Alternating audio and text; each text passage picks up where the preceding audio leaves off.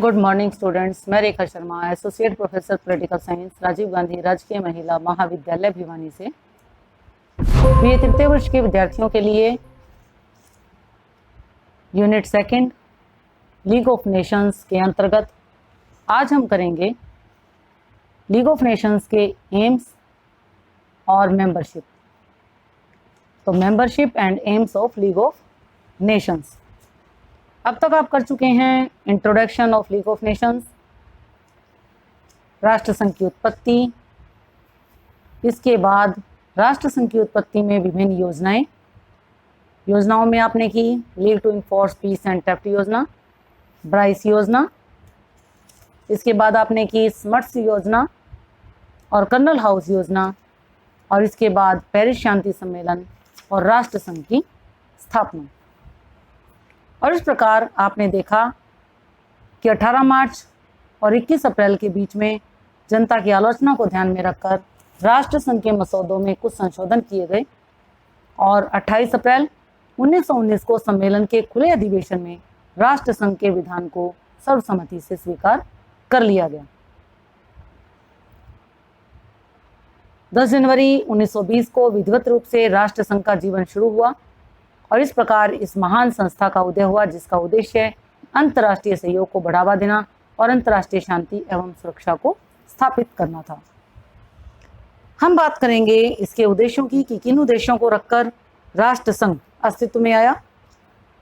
राष्ट्र संघ की स्थापना प्रथम विश्व युद्ध के पश्चात अंतर्राष्ट्रीय शांति व सुरक्षा को बनाए रखने और विभिन्न राष्ट्रों के बीच सहयोग में वृद्धि करने के लिए की गई थी। यानी हम इसमें देख रहे हैं दो बातें कि जिसमें प्रथम विश्व युद्ध होता है और प्रथम विश्व युद्ध में जन मन माल और धन की हानि को देखते हुए, नुकसान को देखते हुए जो राष्ट्र थे उन्होंने ये तय किया कि अंतर्राष्ट्रीय शांति की आवश्यकता है, युद्धों को रोकने की आवश्यकता है। और इस प्रकार अंतर्राष्ट्रीय शांति और सुरक्षा को बनाए रखना और आपस में एक दूसरे का सहयोग करना, इसकी कामना की गई। राष्ट्र संघ की संविधा जिसे हम कॉवेनेंट कहते हैं उसका आरंभ एक प्रस्तावना से होता है। जैसे कि आपने देखा कि भारत के संविधान की शुरुआत भी एक प्रस्तावना से होती है, अमेरिका के संविधान की शुरुआत भी एक प्रस्तावना से होती है। प्रस्तावना एक इस प्रकार का आलेख या प्रलेख होता है जिसमें वो उद्देश्य रखे जाते हैं और सिद्धांत रखे जाते हैं, उन सिद्धांतों पर चलकर उस उद्देश्य को प्राप्त किया जाता है। तो राष्ट्र संघ की संविधा का आरंभ एक प्रस्तावना से होता है जिसमें राष्ट्र संघ के उद्देश्य का वर्णन किया गया है। इसमें कहा गया है, आप इन्वर्टेड कोमा में इसको लिखोगे, समझौता करने वाले उच्च पक्ष कोमा अंतर्राष्ट्रीय सहयोग का प्रोत्साहन देने तथा अंतर्राष्ट्रीय शांति सुरक्षा को प्राप्त करने के लिए युद्ध न करने का बंधन स्वीकार करके कोमा राज्यों के मध्य खुले न्यायपूर्ण सम्मानपूर्ण संबंधों को स्थापित करके सरकारों के बीच पारस्परिक व्यवहार को निमित्त अंतर्राष्ट्रीय कानून को वास्तविक रूप में कार्य करने वाला, समझने की दृढ़ धारणा से सुसंगठित राष्ट्रों के बीच पारस्परिक व्यवहार में न्याय कोमा विवेकपूर्ण सम्मान की व्यवस्था करके जितने भी संधि संबंधित उत्तरदायित्व हो उनका पूर्ण निष्ठा से आदर करते हुए राष्ट्र संघ के इस सम्मति पत्र को स्वीकार करते हैं। Inverted coma close. हम इसको समझेंगे कि प्रस्तावना में कौन कौन से उद्देश्य रखे गए। तो समझौता करने वाले कौन है? उच्च पक्ष यानी बड़े बड़े राष्ट्र।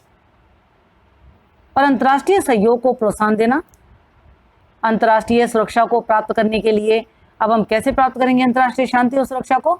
युद्ध ना करने का बंधन स्वीकार करके हम अपने ऊपर एक बंधन लगाएंगे कि हम युद्ध नहीं करेंगे। इसके अलावा राज्यों के मध्य खुले का मतलब ब्रॉड माइंडेड, ये ना हो कि कोई राष्ट्र ये कहे कि मैं ये स्वीकार नहीं करता या कोई दूसरा राष्ट्र कहे कि नहीं, ये उचित नहीं है। राज्यों के खुले न्यायपूर्ण सम्मानपूर्ण संबंधों को, यानी प्रत्येक राज्य में जो संबंध होंगे आपस में, क्योंकि हमने सहयोग की बात की है, तो उसके मध्य खुले न्यायपूर्ण और सम्मानपूर्ण संबंध स्थापित करके सरकारों के बीच में एक प्रकार का जो पारस्परिक व्यवहार है उसको निर्मित किया जाएगा। अंतर्राष्ट्रीय कानून को वास्तविक कार्य रूप दिया जाएगा, अर्थात अंतर्राष्ट्रीय कानून का सभी पालन करेंगे। आपस में एक दृढ़ धारणा रखेंगे कि वो जो कुछ भी हमने उद्देश्य रखे गए हैं हम उन्हें समझते हैं, और आपस में ये जो सुसंगठित राष्ट्र हैं, क्योंकि ये राष्ट्र अपने आप में स्वयं डेवलप्ड हैं या डेवलपिंग कंट्रीज हैं, तो आपस में जो इनका पारस्परिक व्यवहार है वो किस प्रकार का होगा? न्यायपूर्ण होगा, विवेकपूर्ण होगा, एक दूसरे के सम्मान करने की व्यवस्था करेंगे ये, और जितने भी संधि या समझौते किए जाएंगे उनको ये पूर्ण रूप से उत्तरदायित्व से, पूर्ण निष्ठा से उनका आदर करेंगे, और आदर करते हुए राष्ट्र संघ के इस सहमति पत्र को स्वीकार करते हैं। ऐसा इन राष्ट्रों ने कहा जिन्होंने राष्ट्र संघ के मसौदे पर हस्ताक्षर किए, उसकी विधान को स्वीकार किया और उसकी जो एक प्रारूप था, एक प्रसंविधा थी, उसके ऊपर हस्ताक्षर किए थे। तो राष्ट्र संघ की प्रस्तावना और 26 धाराओं के आधार पर, इसमें धाराएं कितनी हैं संविधान में? 26। तो 26 धाराओं के आधार पर हम कह सकते हैं कि राष्ट्र संघ के निम्नलिखित उद्देश्य थे। अब इसी प्रस्तावना में से हम उद्देश्यों को निकालेंगे एक एक करके, ताकि आपको समझने में आसानी हो जाए। नंबर 1, अंतर्राष्ट्रीय शांति और सुरक्षा को बनाए रखना। नंबर 2, अंतर्राष्ट्रीय सहयोग को प्रोत्साहित तथा विकसित करना। नंबर 3, अंतर्राष्ट्रीय झगड़ों को शांतिपूर्ण तरीकों से निपटाना। नंबर 4, राष्ट्रों के मध्य सद्भावना की उत्पत्ति करना तथा राष्ट्रों में मेलजोल बढ़ाना। और नंबर 5, विभिन्न देशों को निशस्त्रीकरण के लिए प्रोत्साहन करना। तो आपने देखा कि हमने जो प्रस्तावना लिखी थी, जो मैंने आपको प्रस्तावना बताई, और एक एक करके जो हमने उनके उद्देश्यों के बारे में समझा था, वही उद्देश्य हमने क्रम वाइज उनको लगा लिया कि राष्ट्र संघ के क्या उद्देश्य हैं। मेन करके इसका अंतर्राष्ट्रीय शांति, सुरक्षा और युद्ध ना करना इसका उद्देश्य था, और आपस में कोऑर्डिनेशन रखना, सद्भावना रखना, मेल मिलाप रखना, निशस्त्रीकरण को बढ़ावा देना। अर्थात जैसा कि हमने प्रस्तावना में देखा कि एक इस प्रकार का बंधन अपने आप के ऊपर लगाना कि जिसमें युद्ध ना करने का दृढ़ संकल्प लिया जा सके।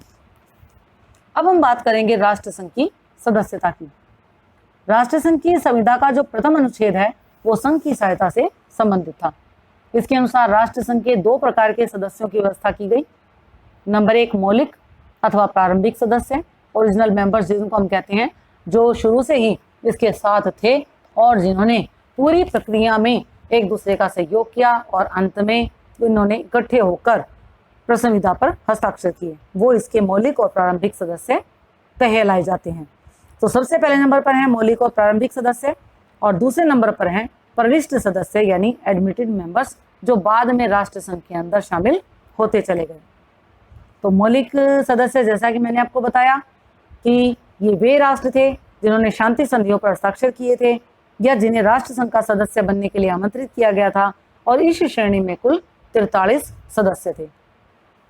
प्रविष्ट सदस्यों की अगर हम बात करें, एडमिटेड मेंबर्स की, तो ये व्यवस्था की गई थी राष्ट्र संघ के संविधान में कि कोई अन्य देश अंतर्राष्ट्रीय दायित्वों को स्वीकार करने, सैनिक शक्ति और शस्त्रों के संबंध में राष्ट्र संघ द्वारा निर्धारित नियमों का पालन करने पर अपनी सहमति प्रकट करे तथा राष्ट्र संघ की सभा के 2/3 सदस्य उसे सदस्य बनाने के लिए अपनी सहमति प्रदान करें और उसे राष्ट्र संघ का सदस्य बना लिया जाएगा।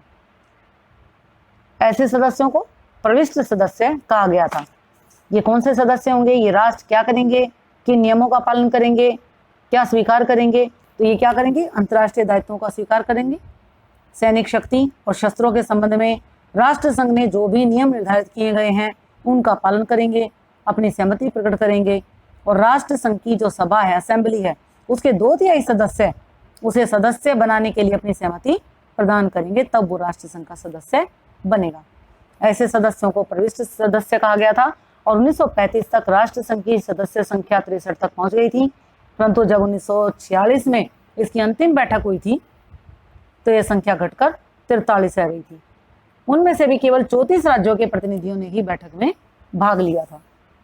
तो राष्ट्र संघ की सदस्यता के बारे में एक दुर्भाग्यपूर्ण बात यह थी कि सभी महाशक्तियां इसमें कभी शामिल नहीं हुई।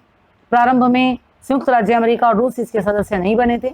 जर्मनी ने सन 1926 में इसकी सदस्यता प्राप्त की, 1933 में से छोड़ दिया। सोवियत संघ ने 1933 में राष्ट्र संघ का सदस्य बना और सन 1940 में फिनलैंड पर उस द्वारा आक्रमण करने के कारण उसे संघ से निकाल दिया गया था, क्योंकि बात हुई थी युद्ध न करने की। यह संगठन यद्यपि अमेरिकन राष्ट्रपति विल्सन के मन की एक उपज था, परंतु संयुक्त राज्य अमेरिका इसका सदस्य नहीं बना, क्योंकि अमेरिकन सीनेट ने महसूस करते हुए कि इसका सदस्य बनने पर अमेरिका को विवश होकर उन अंतर्राष्ट्रीय विवादों में भी उलझना पड़ेगा जिनका अमेरिका की राजनीति से कोई संबंध नहीं है, इसे अपनी स्वीकृति देने से इनकार कर दिया। उन्हें लगा कि वो अंतर्राष्ट्रीय विवादों में फंसेंगे और इस प्रकार अमेरिका कभी राष्ट्र संघ का सदस्य नहीं बन सका। अब हम बात करेंगे, जैसे हमने बात की सदस्यता की, कि राष्ट्र संघ की सदस्यता के कौन कौन से नियम थे और कैसे कैसे सदस्यों ने किन किन नियमों का पालन करके राष्ट्र संघ की सदस्यता को स्वीकार किया। तो उसमें एक बात आती है कि सदस्यता त्यागने की भी, विड्रावल ऑफ मेंबरशिप, कि अगर कोई राष्ट्र सदस्य बनता है तो अगर वो चाहे तो उसकी सदस्यता त्याग सकता है, और अगर जो इसके सदस्य राष्ट्र हैं अगर वो चाहे तो उसको बाहर भी निकाल सकते हैं। तो सदस्य त्यागने के बारे में हम क्या बात करेंगे कि इसमें कहा गया कि कोई भी राष्ट्र 2 वर्ष की पूर्व सूचना देकर राष्ट्र संघ की सदस्यता को त्याग सकता था। इसके अतिरिक्त यह भी व्यवस्था की गई कि कोई भी सदस्य राज्य किसी संशोधन से असंतुष्ट होकर अपनी सदस्यता का परित्याग कर सकता था, यानी काउंसिल अपनी सर्वसम्मति से किसी भी सदस्य को राष्ट्र संघ से निकाल भी सकती थी। कोस्टा रिका को 1927 में, ब्राजील 1928 में, जर्मनी 1933 में, जापान 1935 में, इटली 1936 में सूचना देकर राष्ट्र संघ से अलग हो गए थे और 1940 में रूस को राष्ट्र संघ से निकाल दिया गया था। तो आपने देखा कि किस प्रकार से कुछ देशों ने अपनी सदस्यता को छोड़ा और रूस को राष्ट्र संघ से निकाल भी दिया गया।